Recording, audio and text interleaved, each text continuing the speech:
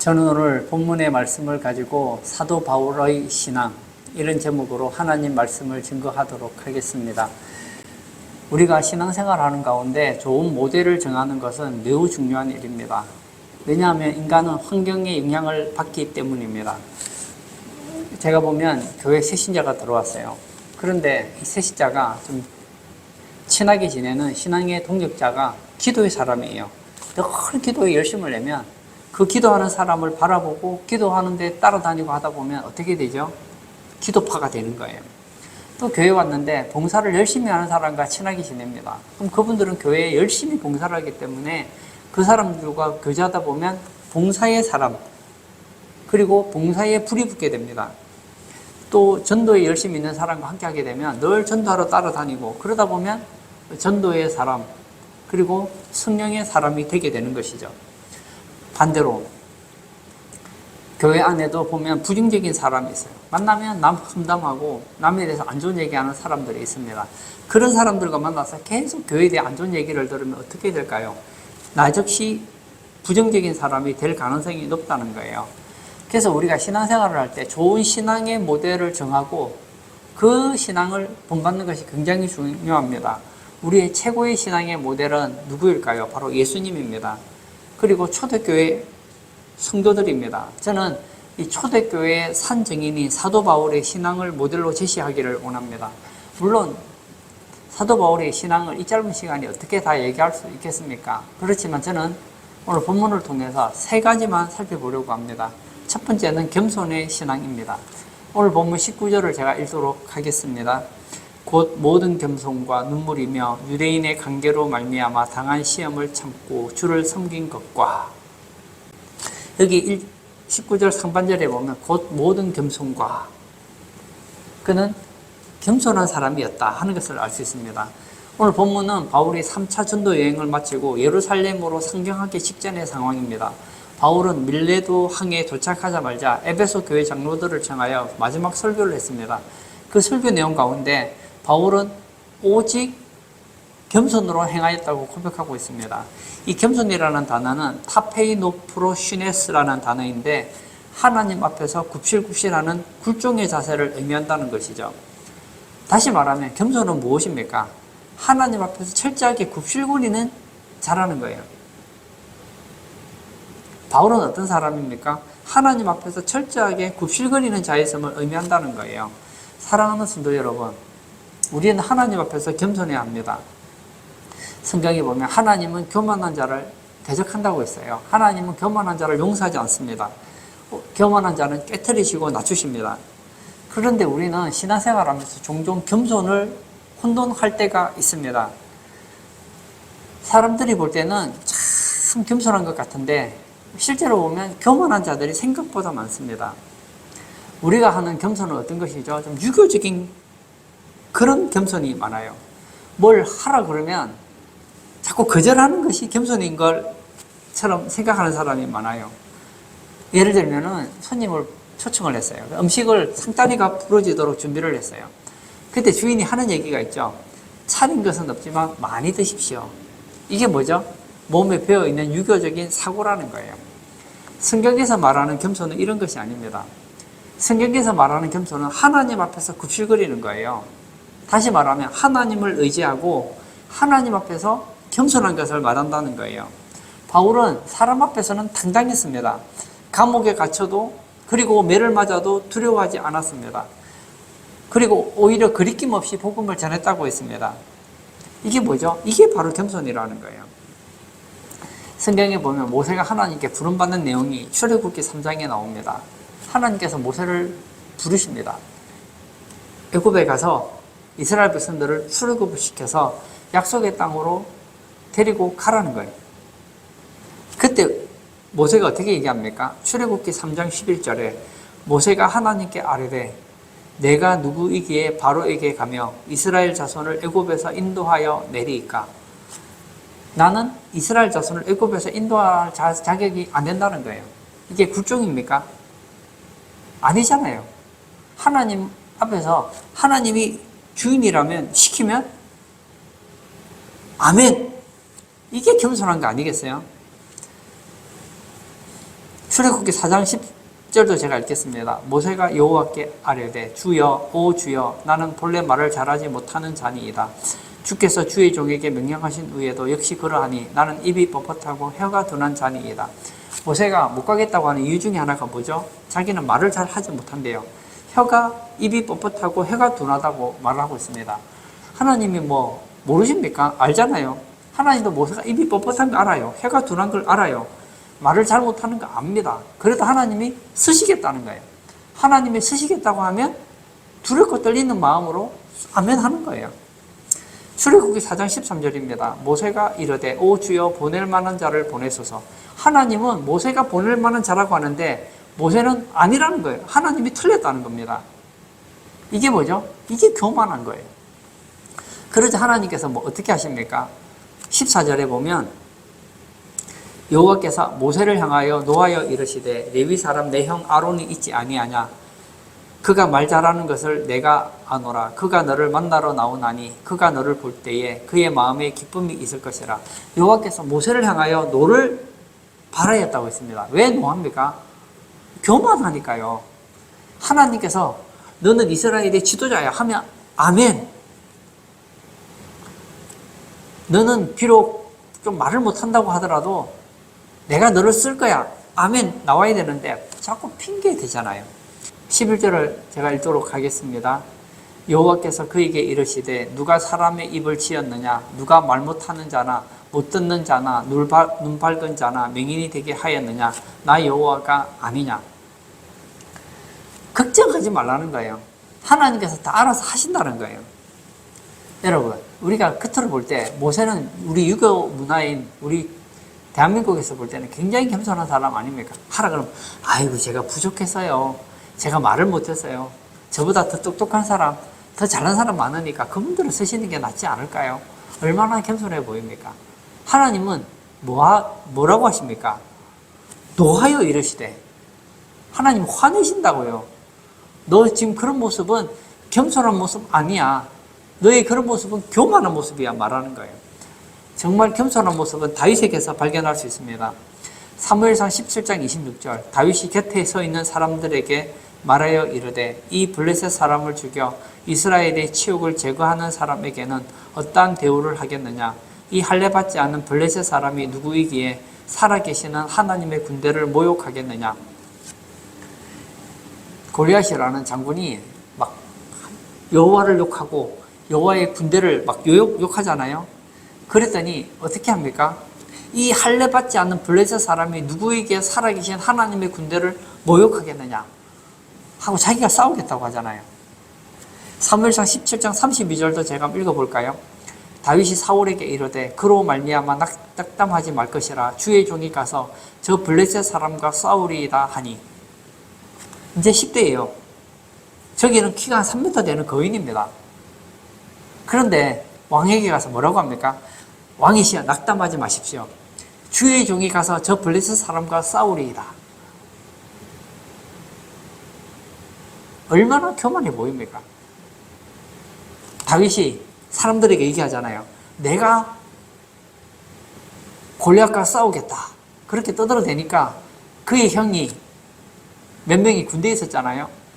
그 형들이 야단을 치잖아요. 야, 요즘으로 말하면 너 왜 그렇게 교만해?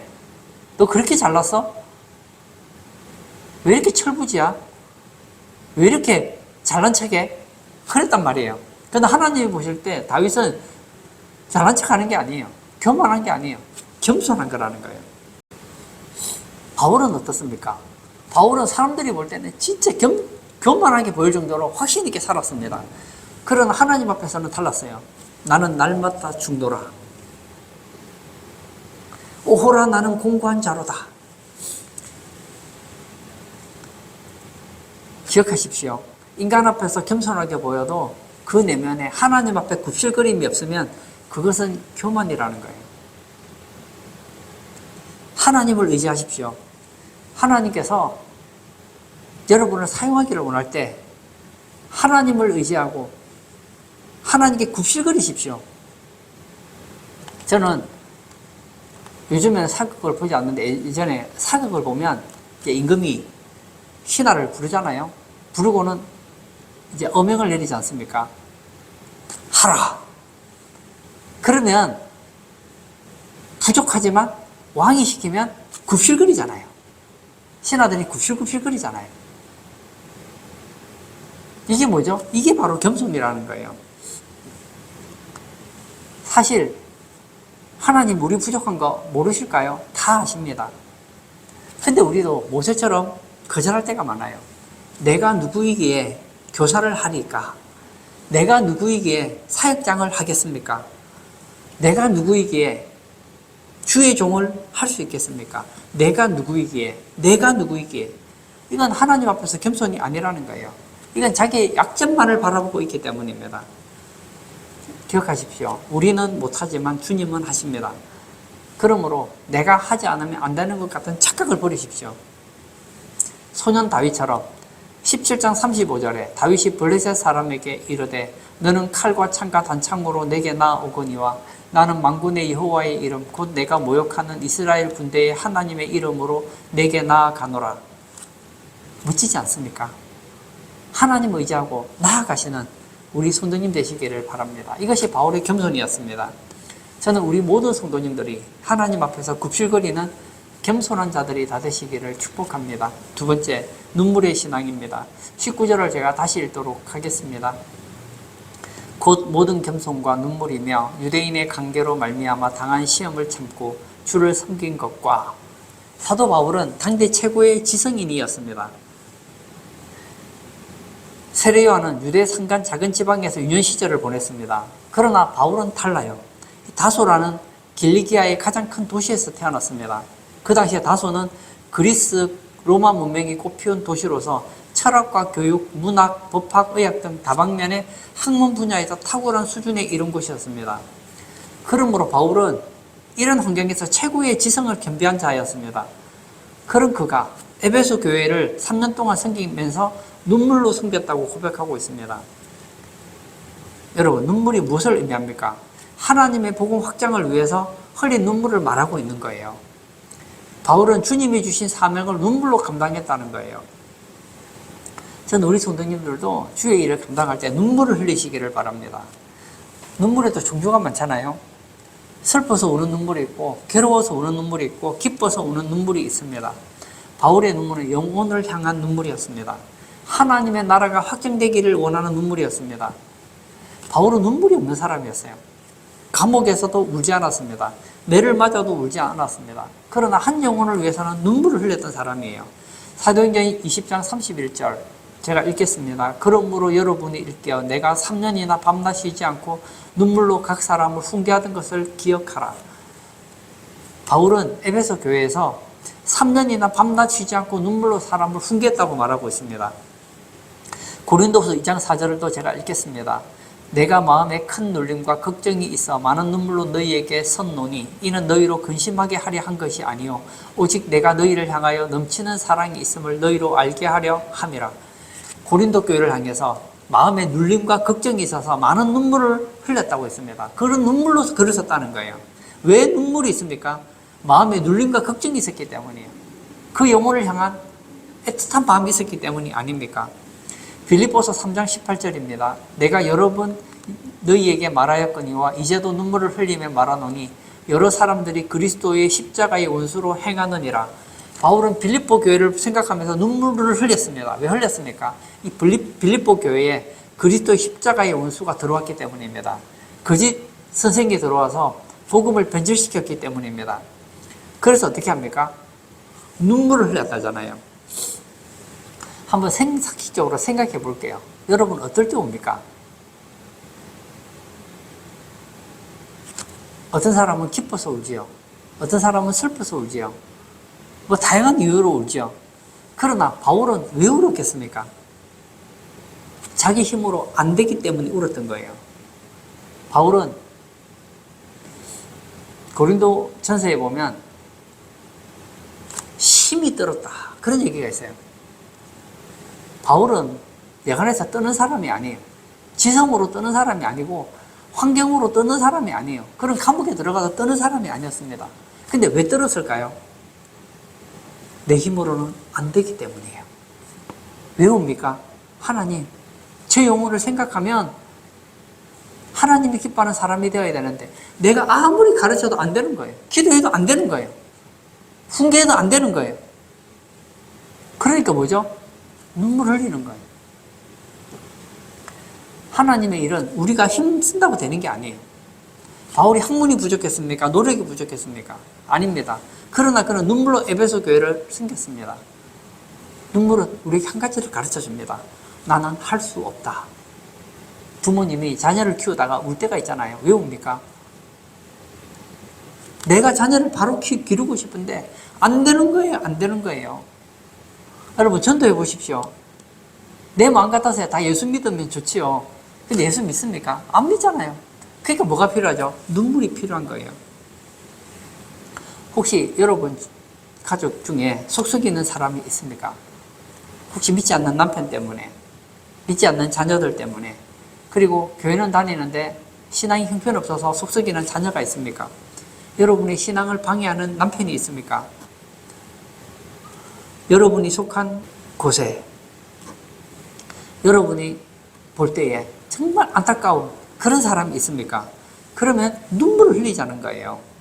신앙은 세상이라고 달라요. 세상 일은 내가 노력만 하면 돼요. 그러나 신앙은 이성, 경험, 지식, 학문으로 되는 게 아니라는 거예요. 눈물이 필요합니다. 하나님의 은혜가 필요해요. 주의 일은 하나님이 도와주셔야 되는 거예요. 제가 오늘 본문을 보면서 한 이야기가 생각이 났습니다. 제가 전도사였던 것 같아요. 제가 전도사를 할 때 우리 그 주일학교 부서에 욕을 잘하는 여학생이 한 명 있었어요. 이제 나이가 한참 됐겠죠. 그때 이제 10대 이 학생이 어릴 때 가정이 환경이 좋지 않았어요. 그래서 할머니 집에 살았는데 할머니가 욕쟁이였는지는 잘 모르겠는데 욕을 잘하는 거예요. 그래서 우리가 전도를 해서 교회를 나왔어요. 평소에는 괜찮은데 조금만 기분 나쁘면 막 입에서 막 10원짜리 욕이 막 나오는 거예요. 그래서 제가 불렀어요. 불러서 그렇게 욕하면 하나님이 기뻐하지 않아 했더니 안 하겠습니다 했는데 또 욱하면 또 막 욕을 하는 거예요. 그래서 교회 다니는 애들이 그 여학생 때문에 욕을 배울까봐 걱정이 되는 거예요. 얘기하다가 막 기분 좋은 막 욕이 나오는 거예요. 그 다음에 화나면 욕을 하는 거예요. 설교를 해도 안 되고, 그리고 가르쳐도 안 되고, 그 다음에 좀 옆에서 제가 케어를 좀 했는데도 안 되는 거예요. 그래서 지하에 기도실이 있었어요. 지하에 기도실에서 기도하는데 눈물이 나는 거예요. 그 학생을 생각하면 너무 눈물이 나는 거예요. 어릴 때부터 집안 환경이 좋지 못해서 저렇게 어릴 때부터 욕을 배웠는데 저렇게 욕을 해서 주변에 친구들도 없어요. 또 교회에도 친구가 별로 없더라고. 제가 보니까 그렇게 막 조금만 하면 욕하는데 누가 친구 하려고 하겠어요. 그 맡은 선생님이 그 학생에게 잘해주려고 해도 그게 잘 안 되는 거예요. 눈물이 나는 거예요. 기도를 했어요. 하나님, 저는 안 됩니다. 하나님 도와주셔야 됩니다.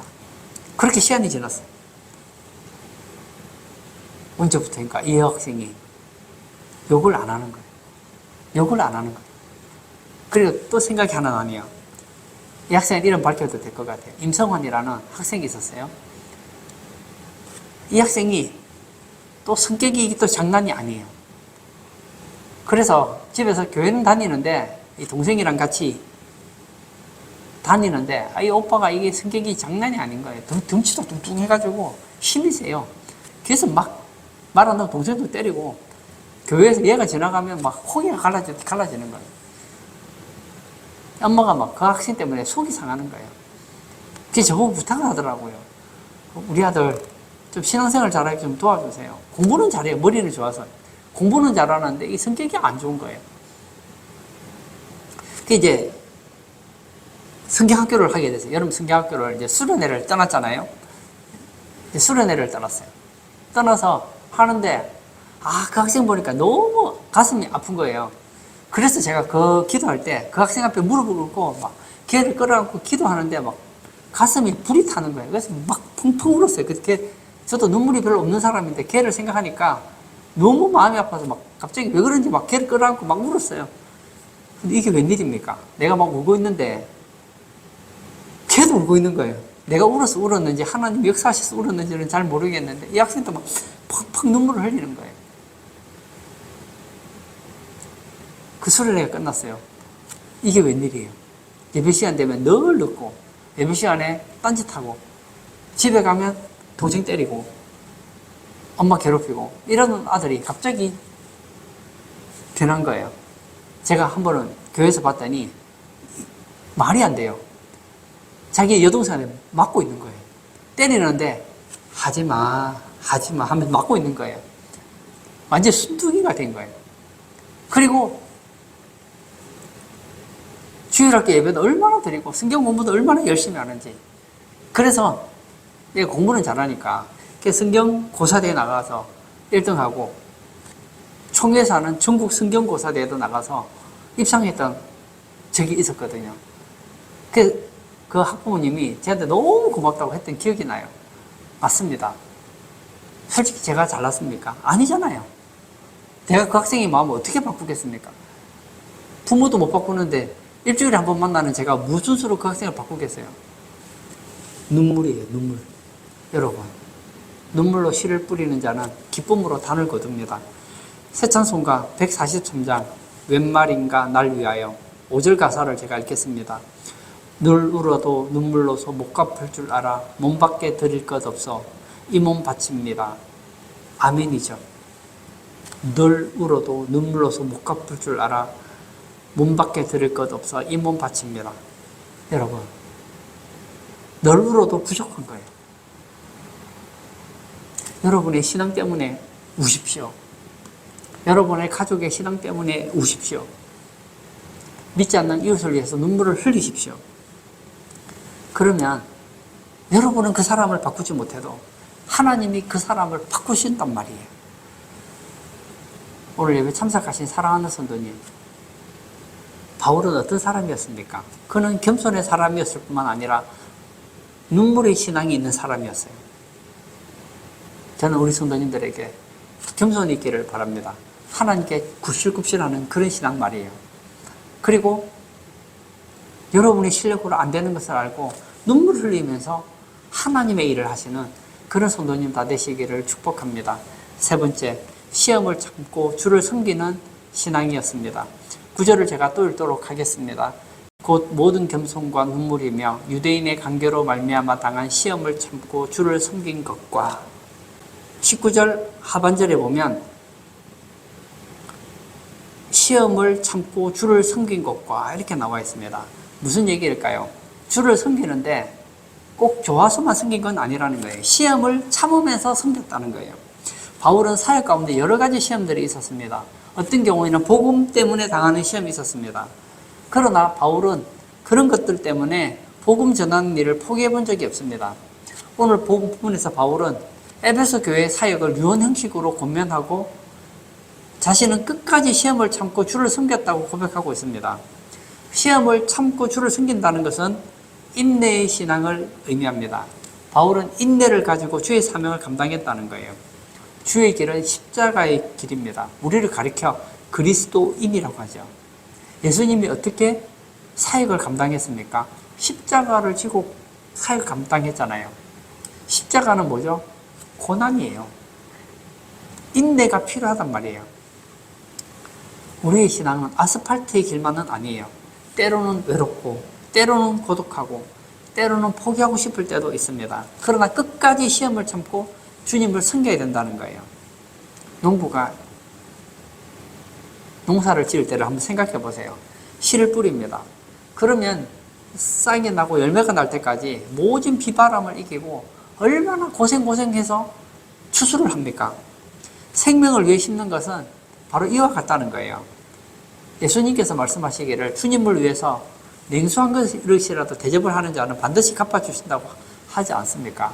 그러므로 포기하지 마십시오. 공부도요, 인내가 필요하잖아요. 어떤 학생이 공부를 열심히 했어요. 1학년 때 열심히 했습니다. 2학년 때도 열심히 했습니다. 3학년 되면서 마음이 바뀐 거예요. 1년, 2년 공부하면 뭐해? 공부를 안 하는 거예요. 수능 시험 치러 가야 되는데 수능 시험을 안 치러 가려고 하는 거예요. 이렇게 엄마가 억지로 수능을 시험 치게 보냈어요. 보냈더니 수능 시험 치면 뭐해? 그리고 수능 시험장에는 갔는데 시험 문제 안 풀고 그냥 자버린 거예요. 그러면 2년 동안 공부한 게 허사 아닙니까? 여러분, 우리는 한번 신앙생활하면 포기할 수 없는 사람들이에요. 좀 힘들다고 포기하고, 누가 나를 욕한다고 포기하고, 원망한다고 포기하고, 불평하고, 그렇게 넘어질 사람들이 아니라는 거예요. 교회 다니다가 조금 어려움 당하면 이런 사람들 있잖아요. 아, 나 이제 교회 떠날래요. 그러지 마세요. 잠깐이에요. 시험 당하는 거 잠깐입니다. 이기고 나면 아무것도 아니에요. 바울은 복음 전하다가 감옥에 갇혔어요. 시험 들만 하지 않습니까? 아니, 내가 뭐 나쁜 짓을 한 것도 아니에요. 예수님 전했잖아요. 복음 전했잖아요. 그런데 두들겨 맞고 감옥에 갇혔어요. 바울이 감옥에서 뭐 합니까? 하나님, 너무한 거 아닙니까? 내가 복음 전했으면 복을 주셔야지. 내가 감옥 갇히고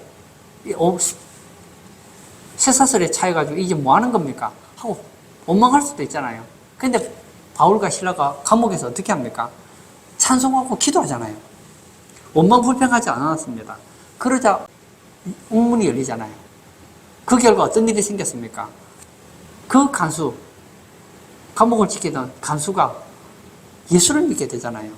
사도행전 16장 31절에 보면 이르되 주 예수를 믿으라 그리하면 너와 네 집이 구원을 받으리라 하고, 바울을 감시하던 그 간수와 그의 온 모든 사람이 말씀을 듣고 예수를 믿고 세례를 받았다는 거예요. 우리가 신앙생활 하다 보면 실망할 일이 많아요.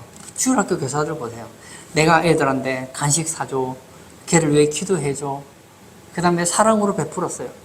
그런데 교회 나올 때마다 속상하는 소리하고 실컷 가르쳐 놨더니 교회 나가겠다고 해버리면 어떤 마음이 듭니까? 내가 하면 뭐예요? 어차피 교회 다 떠날 텐데. 그런 마음 들지 않아요?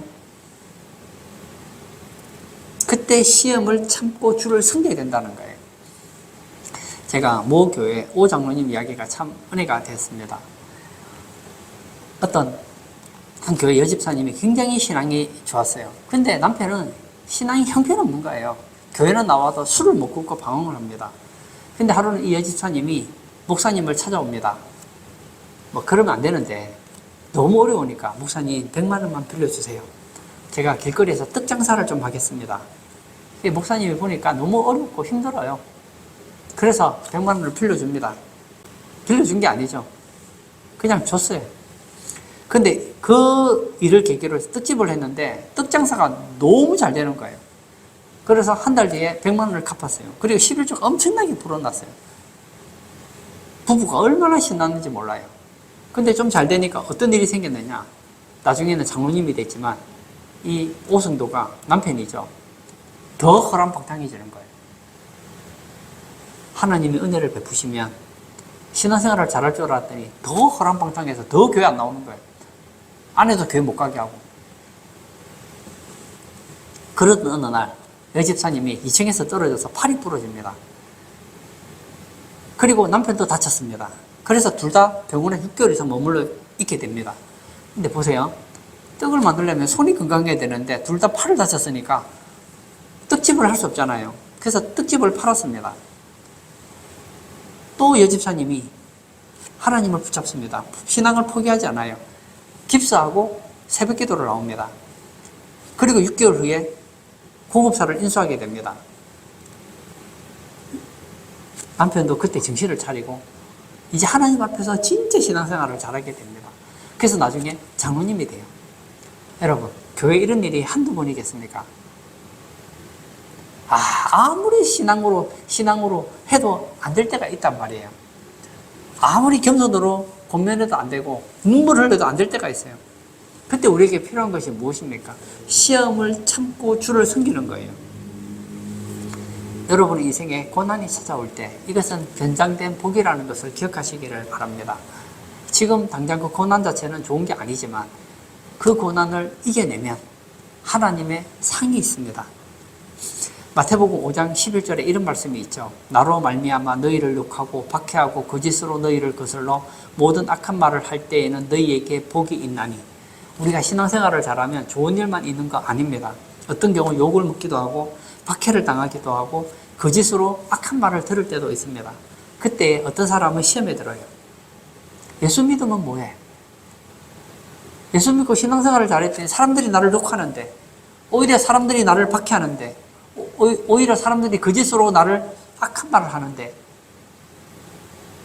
그때 우리는 사도 바울의 신앙을 본받아야 돼요. 시험을 참고 주를 섬기는 신앙 말입니다. 12절에는 무엇을 말하고 있습니까? 기뻐하고 즐거워하라. 하늘에서 너희의 상이 큼이라. 너희 전에 있던 선지자들도 이같이 박해하였느니라. 오히려 우리가 예수 믿고 신앙생활 하는 것 때문에 욕을 먹고 박해를 당하고 거짓으로 악한 말을 들을 때는 오히려 기뻐하고 즐거워하랍니다. 그 이유는 하늘에서 상이 크기 때문이에요. 너희 전에 있던 선지자들도 이같이 박해하였느니라. 예외가 없어요. 구약에 하나님을 잘 섬기던 선지자들, 그분들은 어려움 당하지 않아야 되는 거 아닙니까? 그들도 박해를 당했다는 거예요. 사도 바울, 예수님 얼마나 잘 믿었어요. 그럼에도 불구하고 어려움 당했지요. 우리도 신앙생활 하다 보면 시험을 들 만한 문제를 만나게 됩니다. 그때 시험을 참고 주를 섬기는 복된 성도님 다 되시기를 축복합니다. 결론을 짓고 싶습니다. 여러분, 성경에 보면 우리의 신앙의 모델이 참 많아요. 저는 그 중에 한 분인 사도 바울의 신앙의 모습을 여러분들에게 소개해드렸습니다. 사도 바울은 어떻게 신앙생활을 했습니까? 하나님 앞에서는 굽실거리는 겸손이 있었습니다. 하나님의 일을 할 때 내 능력으로 안 되는 것을 알았기에 주님 앞에 눈물을 흘리는 신앙을 가지고 있었습니다. 그리고 신앙생활하다 어려움 당할 때 그 시험을 참고 인내하는 신앙을 가지고 있었다는 거예요. 우리 모두 사도 바울의 이 세 가지 모습을 본받고 우리도 주님 앞에 가는 날 다 칭찬 듣는 복된 성도님 다 되시기를 축복합니다. 이 시간 한번 같이 기도하기를 원합니다. 여러분의 신앙의 모습은 누구입니까? 불평하는 자들입니까? 원망하는 자들입니까? 조금 어려움 당하면 낙심하는 자들입니까? 여러분, 그분들은 여러분의 신앙의 모델이 아니에요. 여러분의 신앙의 모델은 바울이 되시기를 바랍니다. 예수님이 되시기를 바랍니다. 초대교회에 신앙생활을 잘 하시는 분들이 여러분의 모델이 되기를 바랍니다. 교회에서 여러분보다 신앙생활을 잘 하시는 분을 모델로 삼으시고 신앙생활 하시기를 바랍니다. 그때에 우리 신앙이 좋아지는 거예요. 이 시간 기도할 때 하나님, 제게 사도 바울의 신앙을 부어주십시오. 저도 하나님 앞에서 굽실거리는 그런 겸손이 있기를 원합니다. 주님 앞에 눈물을 흘리는 신앙이 있기를 바랍니다. 끝까지 시험을 참고 인내하는 신앙을 가지게 해달라고 우리 다 같이 기도하도록 하겠습니다.